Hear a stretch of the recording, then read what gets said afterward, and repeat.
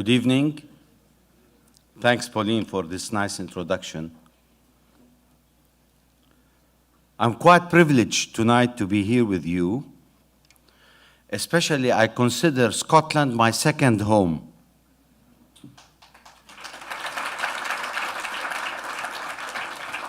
And I don't say that because I'm in Glasgow, but I say that because I have never been anybody who supports the Palestinian cause and the righteousness of this cause more than the Scottish people. I raise my hat.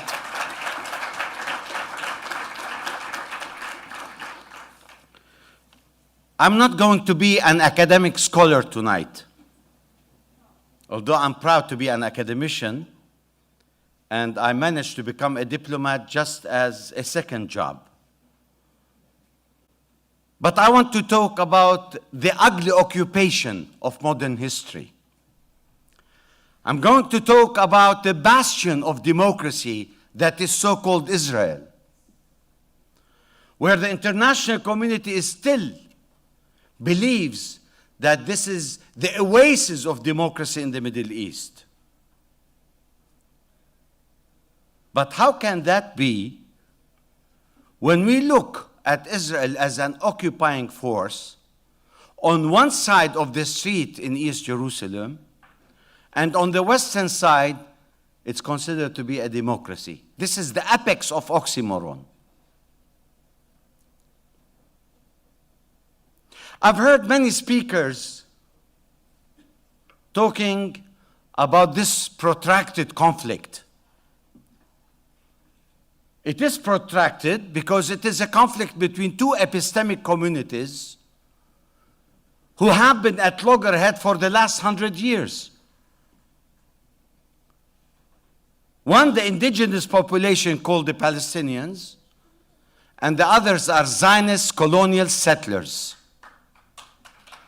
And we have to make the distinction and not fall in the trap of the biblical prophecy that this is the land of Israel given by God. And if this is the God who's preferring one people over the other, I cannot trust such a God who is a real estate agent. We have to understand one basic reality, that the Palestinian problem is not a human problem or a humanitarian problem. The Palestinian problem is not an economic problem. The Palestinian problem is a political problem. That's why it needs a political solution and not charity, ladies and gentlemen.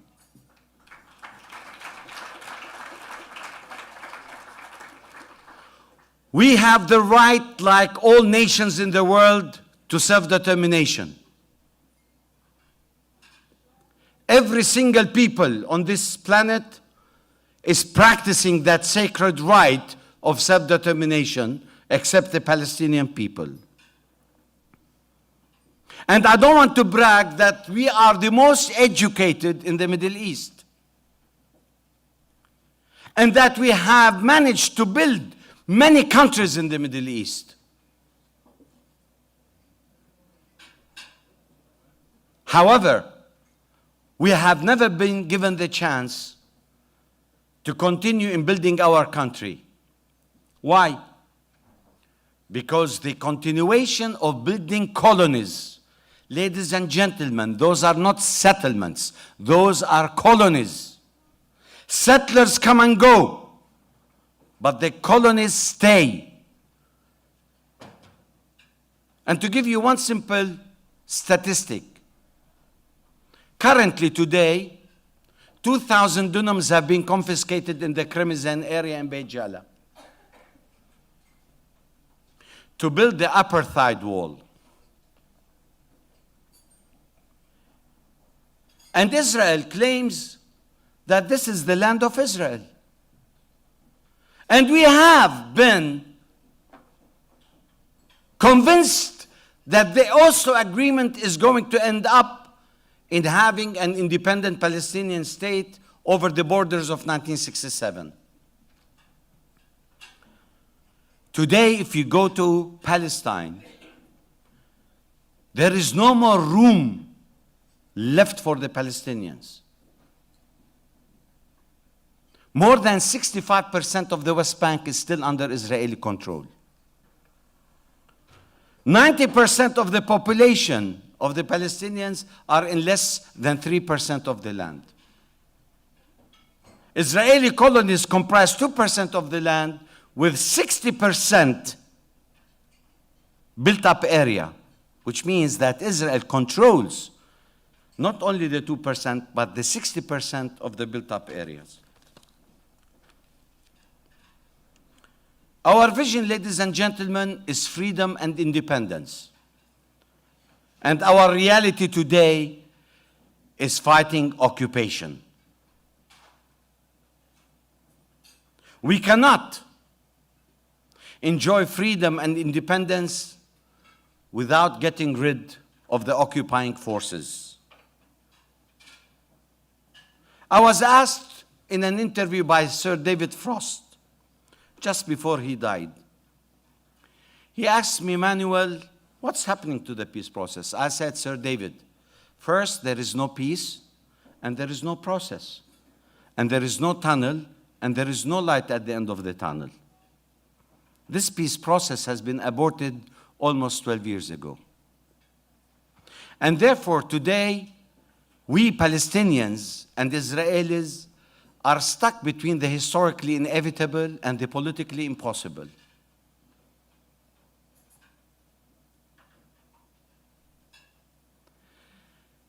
When Israel talks about its democracy, yes, it's democracy for the Jewish Israelis. It's not democracy for the Arab Palestinians, who comprise 20% of the population inside Israel proper. The discrimination that is portrayed by Israel against the Palestinian Arabs is so evident,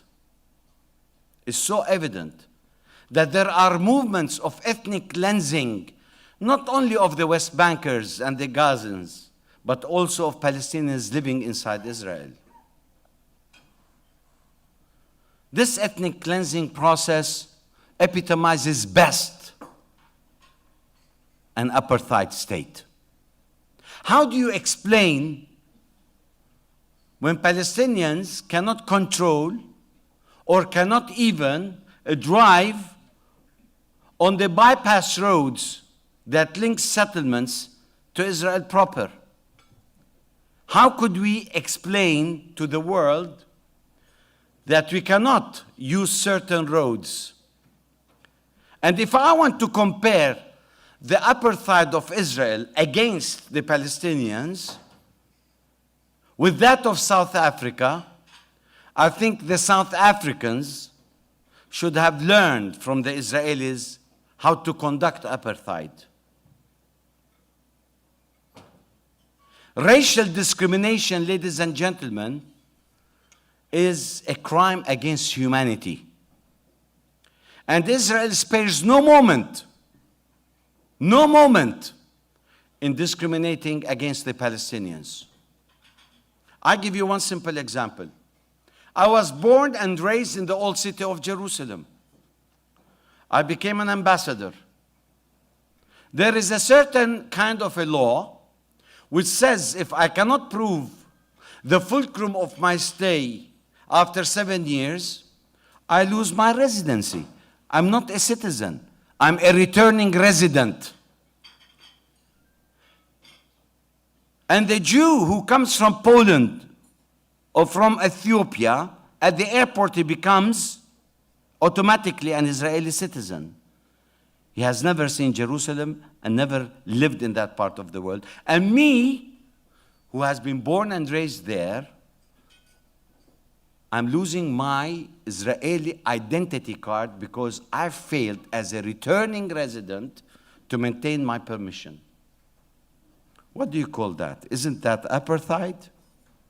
What do you call a country that puts 600 military checkpoints and divides the West Bank into 3 clusters of settlements or colonies. And when we want to cross from one village to another, or from one city to another, even under the Oslo Agreement, we need to have something called pass. And I think pass reminds you of South Africa. Isn't that apartheid, ladies and gentlemen? The propaganda machine of the Zionists, helped by the United States of America, that is supposedly should be the honest broker of peace, have always supported the top dog over the underdog. And we thought that the Americans are facilitating this peace process. What we discovered after 22 years of a futile peace process is that Israel is legitimizing the occupation of the West Bank. And as I said, there is no peace and there is no process. Ladies and gentlemen, this occupation is the longest modern occupation. And I can't believe that the international community still debates the question whether Israel is being the underdog or the top dog, as a matter of fact. We have been, for so many years,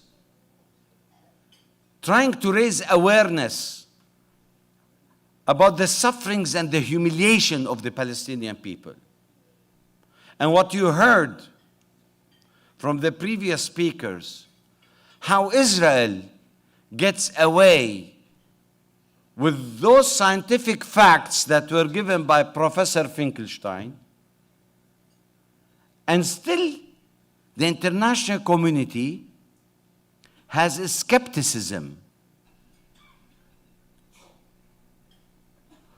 There is no even-handedness here. And the Palestinians have always been underestimated, and they have been considered to be the root cause of this conflict. Ladies and gentlemen, all these details about the byproducts of occupation is the details that Israel tries to capitalize and monopolize to show the world that they are the victims of the Arab warmongers and the Muslims who are out there to drive them into the sea. The simple answer to this conflict is end occupation. I don't want to be a philosopher, neither a political thinker, and I'm not here to invent rocket science. The misery of the Palestinians will end by ending occupation. And the security of Israel will be guaranteed by ending occupation. And what is the United States doing to end this occupation? Nothing. Why? Because their hands are tied with the Congress, who is the enemy number one of the Palestinian people. Their hands are tied because AIPAC and the Zionist lobby, with other pressure groups, let alone the Christian Zionists, who for ideological, religious reasons, believe that this is the land of Israel, and that the Messiah and the Armageddon is going to end up in Jerusalem. For the wrong reasons, 70 million Christians are supporting the state of Israel.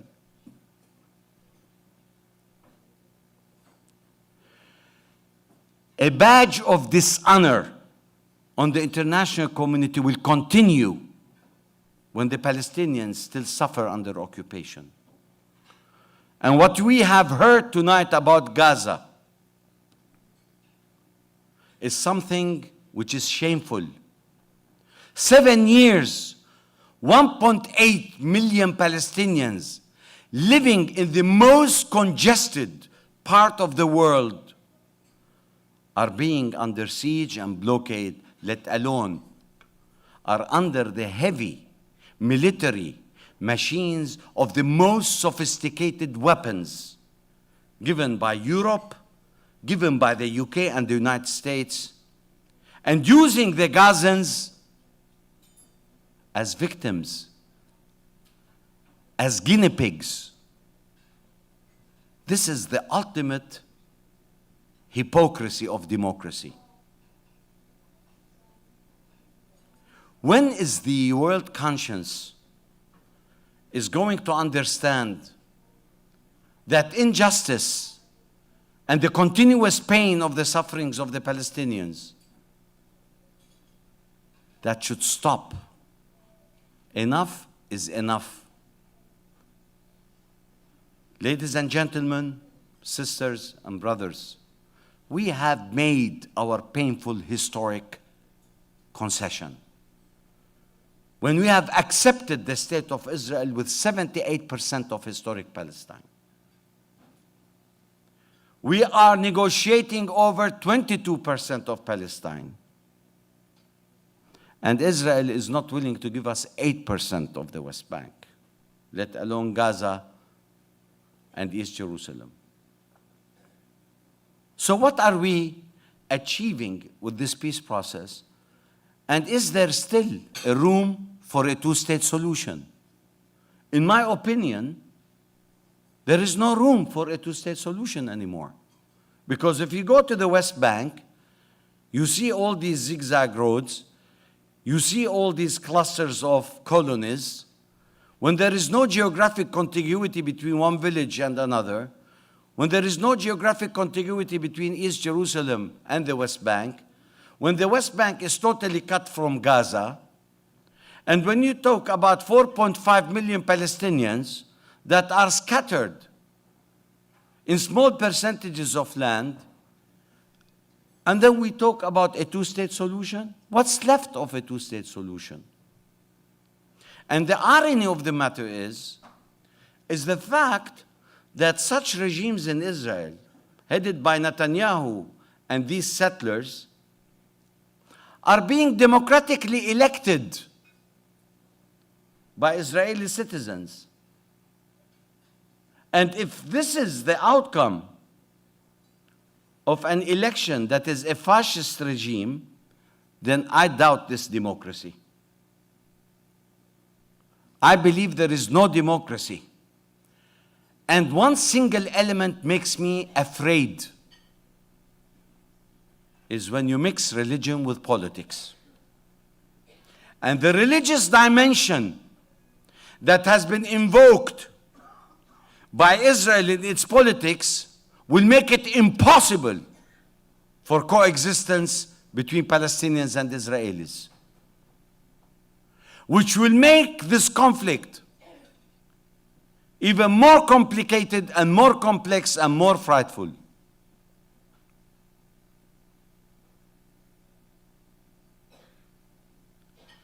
I believe that if there is the political determination and the will, there is a solution to this conflict. For every single issue that is called the 6 permanent issues, I, who has led 52 second-track negotiations, we, with the Israelis, have solutions to all these problems. But the question is whether there is a will on Israel to give up territory. I believe the Zionist ideology will never give 1 inch of the West Bank because they consider it to be a land given by God to them. How could we, Palestinians, sit at a negotiating table with such a mentality? I don't believe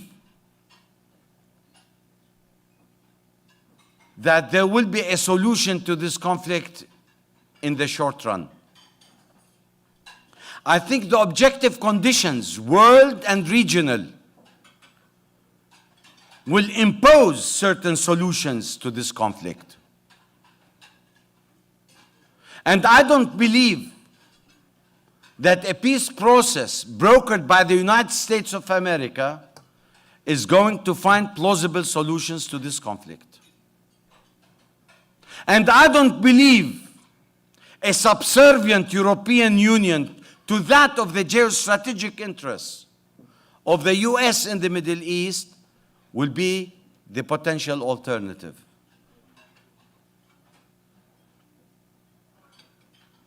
I believe that the solution will come through our unity. And that's why my eyes are always full of tears when I still see my people divided between Hamas and Fatah. I think unity starts at home. As we say, charity starts at home. And let us not keep on blaming occupation, America, Europe for this disunity. We are the cause of this disunity. I think we have to be united, and by being united, we can put our options, and the Palestinians have a lot of options. We will continue fighting until we gain our independence. Steadfastness is not through military arms. We could be steadfasting by improving our education, our health system, by building our infrastructure. That's how we can resist occupation.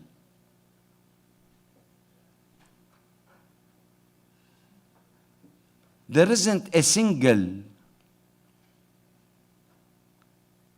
country in the world have continued to be living under occupation.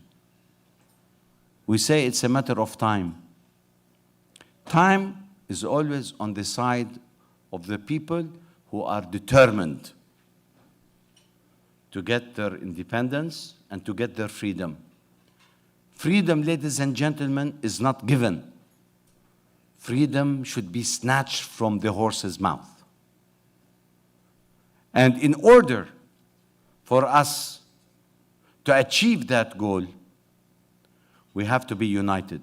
And I'm proud to come from a university that had its emblem in Latin, in divisa manent, which means united we stand and divided we fall. What is happening today in the region, what they call the Arab Spring, is a transient phenomenon, ladies and gentlemen. This fractionalization, this factorization, these divisions between Sunni and Shi'i, Durzi and Kurdi and what have you, are all symptoms that reflect the corruption, the non-reforms that were promised by secular regimes, and it came as a result of a protest. But when it is politicized and monopolized by external factors, then it becomes dangerous.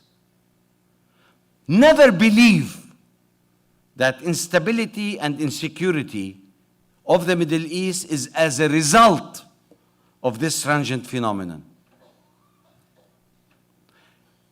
Insecurity, instability in the Middle East is a result of the Palestinian-Israeli conflict. Without solving this conflict, there will never be peace in the Middle East.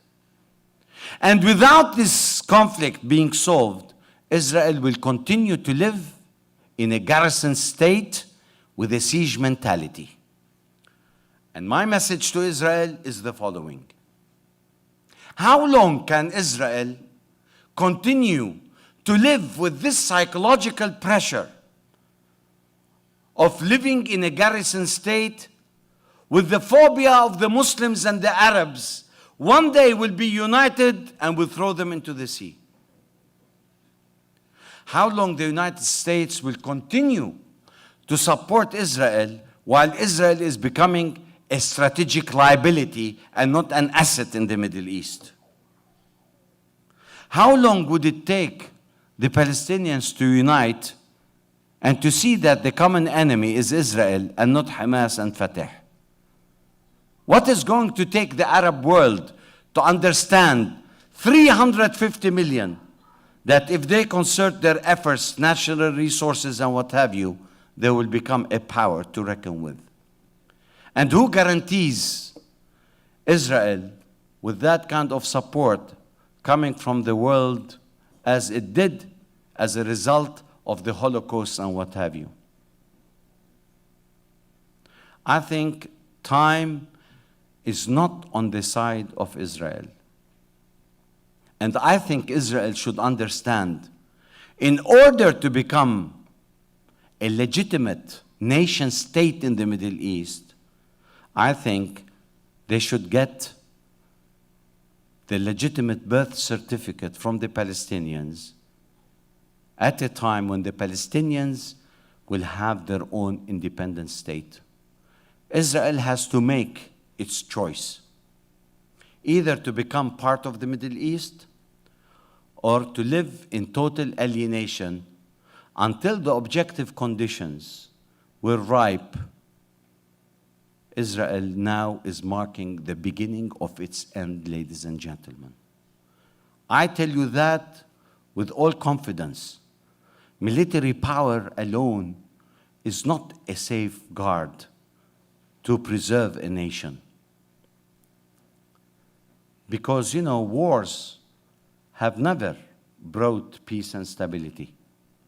Wars are quick fixes.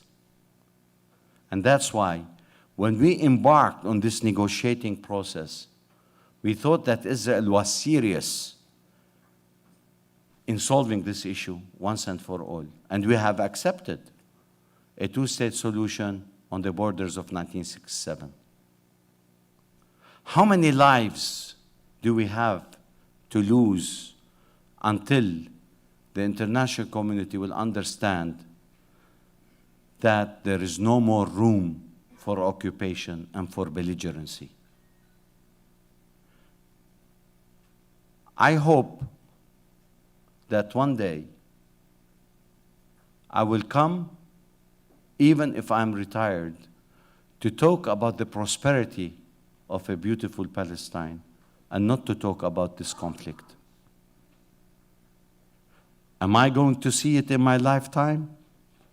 I think it is a little bit optimistic. But I am always a believer in what I call optimism. As a student of Antonio Gramsci, I always say, pessimism of the intellect and optimism of the goodwill. And we should have the goodwill in being hopeful that there will be a solution to this conflict, inshallah, and that the Palestinian people will be like other nations, celebrating freedom. There will never be justice without peace, and there will never be peace without justice. Thank you, ladies and gentlemen.